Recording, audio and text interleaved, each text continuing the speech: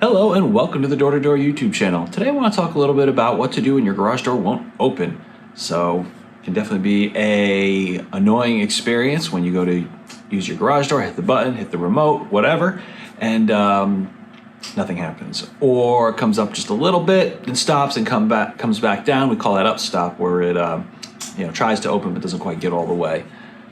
So what are some causes to that, and what can you possibly do to, an emergency, either get your car out or, at least diagnose the problem so you're better aware of exactly what's going on. So the number one reason you're going to have an issue with your garage door opening is usually going to be a broken spring. So the way the garage door works is there is a spring, either a torsion spring on a bar that uses lift cables and drums to kind of counterbalance the door to lift it up, or it's going to have some springs going along the sides. We call those extension springs because they extend from the back hang at the back of the track to the front of the garage, and use that to counterbalance the weight of the door to lift it up. So if one of those breaks, you're looking at lifting the entire weight of the door all by yourself. So in most scenarios, that's going to be a little bit difficult to do. Garage doors can range, usually the ones we work with, anywhere from 100, 110 pounds. Up from there, your average double door is going to be in the probably 250 to 300 pound range. So anytime you have a broken spring and you're trying to lift that door, you're going to be basically deadlifting a lot of weight, more weight than the opener is actually capable of lifting, which is one of the reasons why you'll see it try to come up, stop, and then go back down, because the opener is designed to pull as hard as you would if you were lifting by hand. If it has to pull any harder than that, there's a problem, and the opener can sense it, especially the modern ones, and will stop to kind of save itself so it doesn't break itself trying to open up a door that is broken. One thing to look for too, if your garage door isn't opening and you want to check to see if it's a spring, if it's a torsion spring, like I said, on the bar above the front, look for any separations in the coils. When they break, you usually separate. You'll see a big gap. It could have one spring, or it could have a pair of springs separated by a center bracket. So just look on either side of that center bracket. If you have that type of spring system, look for any separations. And as far as the extension springs that extend along the sides, that's a little bit more easier to spot. You're going to see, one of the springs, especially if the door's closed, is going to be stretched out, extending from the end to the front of the door, where one's going to be compressed, usually hanging on the safety cable. It does have safety cable, so if it does break, it doesn't go flying through the garage. So it'll still be up in the air where it should be. You just see it'll be completely compressed and it won't stretch anymore, usually because it broke. Those typically will break at the ends, either at the loop or occasionally in the middle, but you can easily spot that by seeing one spring obviously not stretched out or really doing any work. So that's the first thing you want to look for if you suspect it might be a broken spring that might be causing the issue with your garage door not wanting to open. So that would be the probably number one reason why you might have trouble opening your garage door. And apart from the spring, there's cables involved, so sometimes the cables can break and cause, which basically means the spring's not going to do anything because the spring kind of attaches to the cables that lifts the door from the bottom. In the bottom corners, you see cables are attached to those bottom fixtures. So if the spring hasn't broken but the cable is broken, you're going to see the same kind of thing where the door tries to open but then just doesn't. The next thing that could cause the door not to open could be a issue with your garage door opener.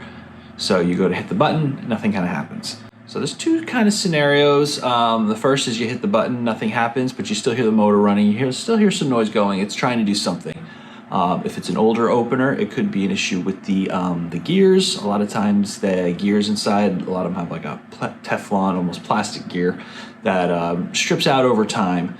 So if the opener's a little bit older, you hear it kind of making some noise, humming, running, but nothing's happening. Most likely it's an issue with the gears. There are a couple of things with the openers as well. It could be force. So one thing you can try is if you see your opener trying to do something but it's not kind of working, with the door down, you can pull the red release cord and put it in manual mode, and you can check out my other video on how to get the garage door in manual mode. You can pull the red release cord, get it into manual mode, and try to lift it by hand. See if the door lifts nice and easy by hand.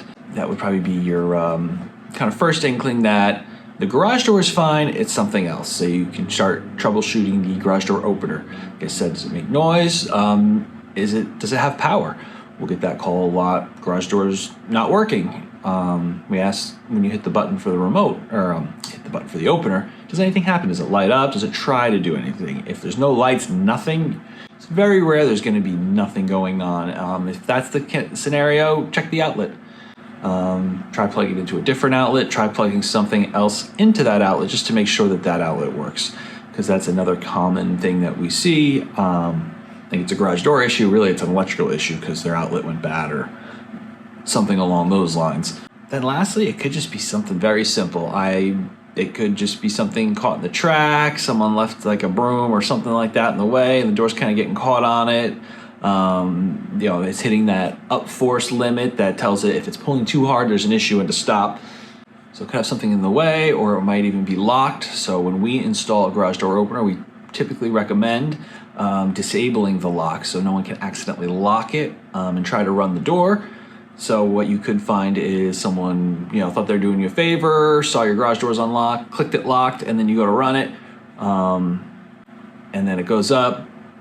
The lock kind of stops it, and it's going to keep it from opening. And we have seen some of these openers and doors get actually damaged from trying to open it while the door is locked.